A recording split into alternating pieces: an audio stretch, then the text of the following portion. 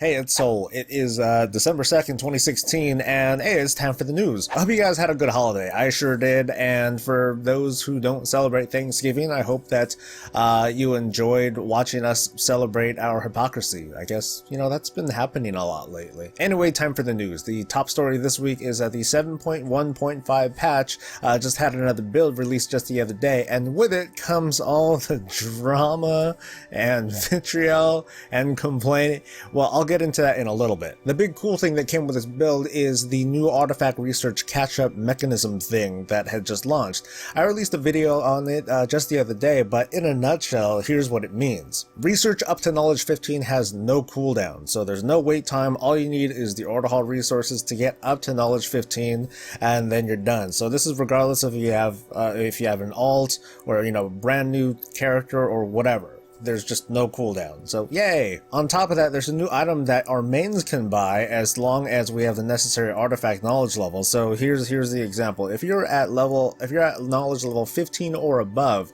you can buy this bind on account item, this compendium tome thing.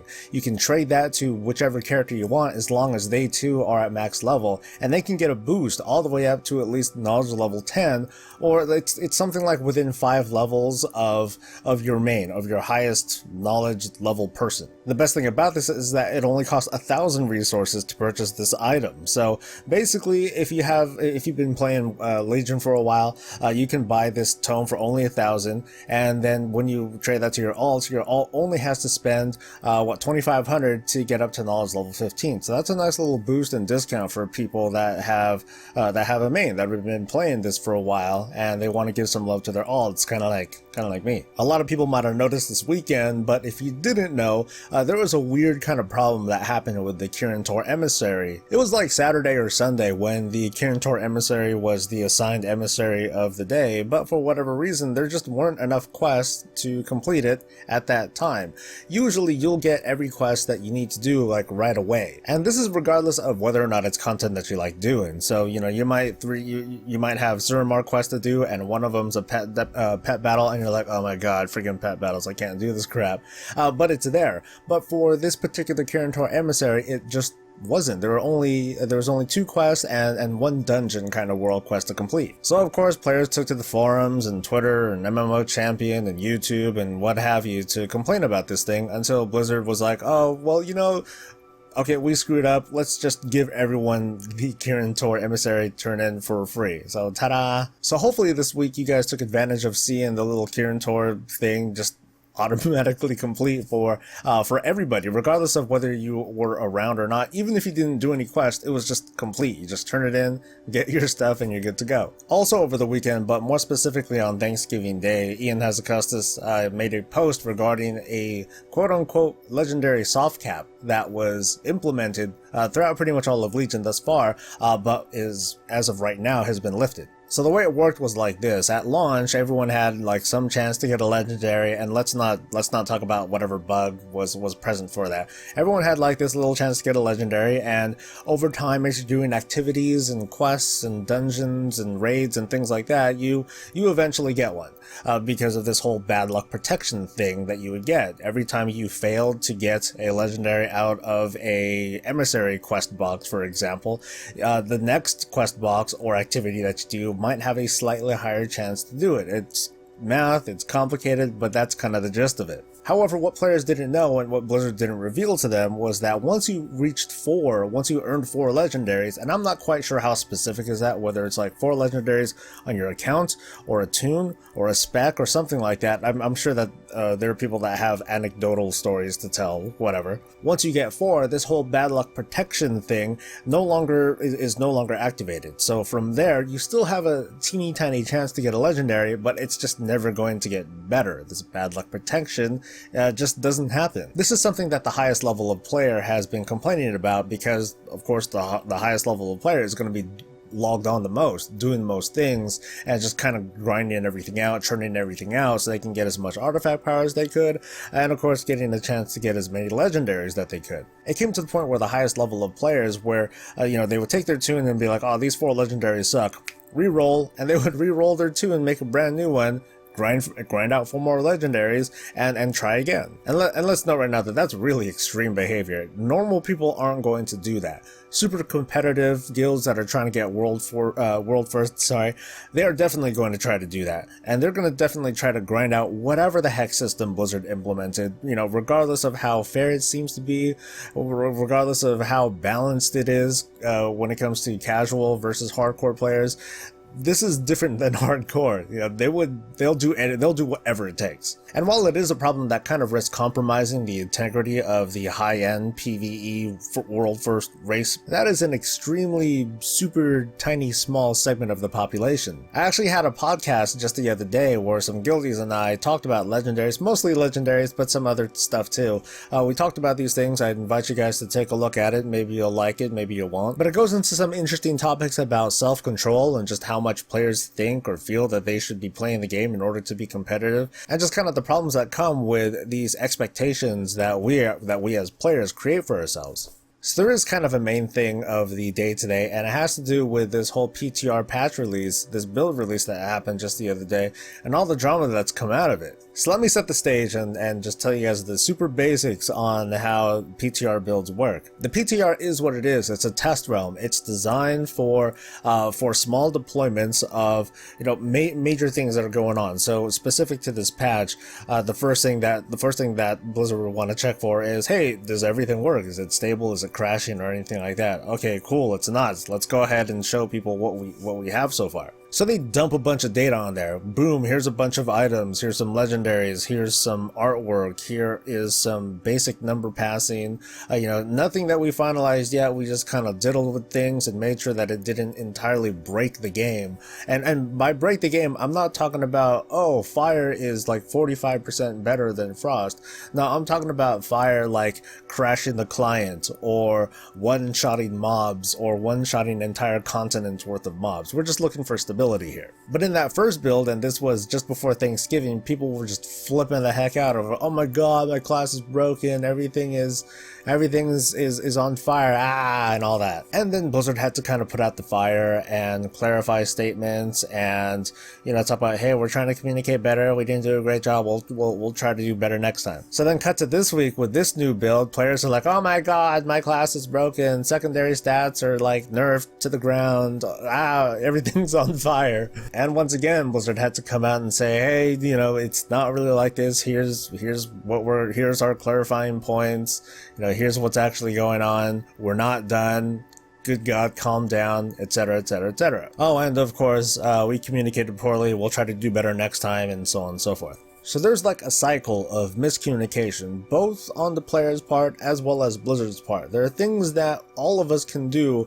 to kind of improve the environment, to kind of clear the air and help folks calm down. And let's keep in mind that the people that are complaining, that are making these complaints, they're valid in at least their concerns. Of course they want their class to be, decent, they want their gameplay, and, they want their gameplay experience to be good. So when a build is deployed and they see, really weird things going on, it's well within their right to ask questions and give feedback, because that's the whole point of the player test realm in the first place. At the same time, it's really easy for players to feel misled or feel misdirected as to what's going on because they don't have all the information, but they'll jump to these crazy conclusions. I don't like the direction that this class is going. The problem is, though, we're not quite seeing the full picture. Specific to this particular patch build, this kind of goes back to an earlier Q&A with Ian Hezekiah about, what's going to happen with secondary stats. And for the most part, in a nutshell, secondary stats were going to be kind of nerfed, and primary stats were going to be kind of buffed. There weren't too many specifics at the time because again, that was just a Q&A, but he kind of gave us an idea of what's going on. So with each build, that vision of what's going to happen, that's not going to come in like one plop. It's not going to be like, bam, here you go, tune it, tell us what you think, and blah blah blah.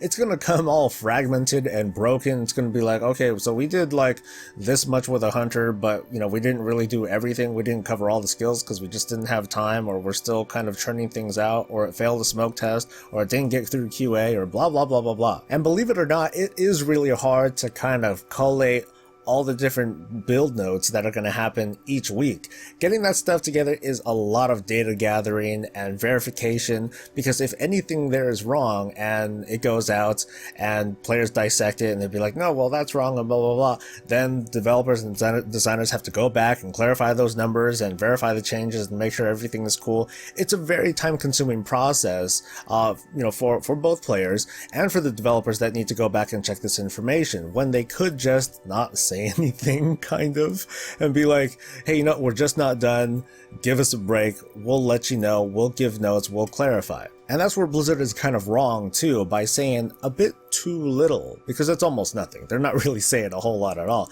They're just kind of reacting to the rage, which is good because at least they're communicating, but it is a very passive way of responding to feedback. Like, it would help if, like, at the very beginning, Blizzard was like, hey, we're going to start deploying these patches, or these builds. These are going to be totally broken, almost borderline useless. So whatever feedback you give, it's not going to be great, guys. Sorry, but we're just trying to get everything out and trying to make it stable and just try to get the moving parts in place. And then from there, we can start tuning the knobs and taking in feedback and getting what you guys think. But that's kind of shooting themselves in the foot. I mean, what I had just said can easily translate to, hey, you know what? Don't participate in the PTR because it's so broken, and whatever you're interested in testing, it's not really ready for test. So just don't come.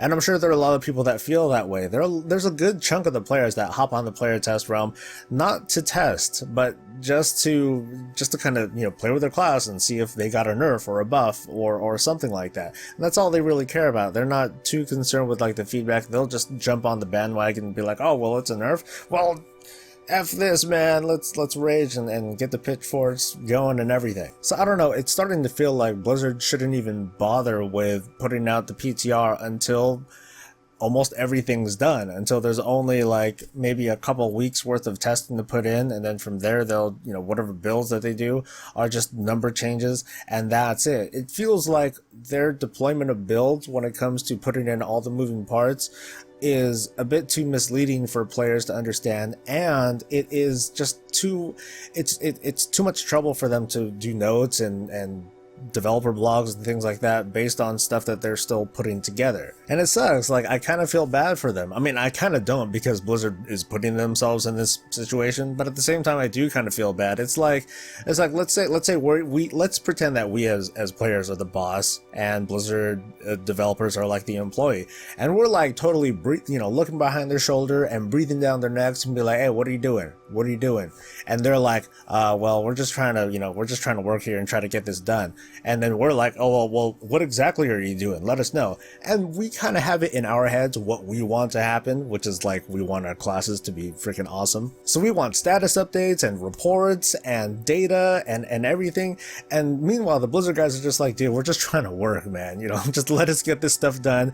Once we have something really meaty and digestible to give you, boss person, we'll give it to you. But of course, that's not good enough for some players. So I don't know. I'm like all over the place with this topic, but I want to get your guys' thoughts too. And this has to do with the communication between the developers and the players. Just how much should the developers give access to players when it comes to iterative design? Yeah, and I'm talking about things that aren't done yet. Now, with things that are done, I would love like essays and developer blogs and interviews and everything about what's going on. But I don't know, when it comes to like these weekly builds and the critiques and all the craziness that's coming out of it, it's like, should Blizzard put out these weekly builds and each week placate players that may not understand entirely what's going on yet? And with regards to the 4-limit soft cap being removed on legendary earning stuff, what do you guys think? Like, do you think that Blizzard should have removed the cap and not say anything at all? Do you think that the design itself, and we're restricting ourselves to just the soft cap, not the legendary system itself, so let's not get into that conversation. But do you think they should have revealed this information earlier, or do you think there just shouldn't have been a soft cap in the first place? Oh, and by the way, there's going to be another Blizzard Q&A next Wednesday or so with Ian Hazakassis, and there is a forum that you guys can hop into, so you can ask your questions, and I'm sure you can probably do stuff on Twitter and Facebook and what have you too. So put in your question. Hopefully it's not something that's just like on the moment. It's like actually a meaningful poll question. Please, please, please. But yeah, submit your stuff and hopefully you'll get in. Anyway, that's all I got for today. I think I've definitely run my mouth more than enough. I'm out for the weekend. You guys stay safe. I'm Soul. Stay breezy, guys. Hey,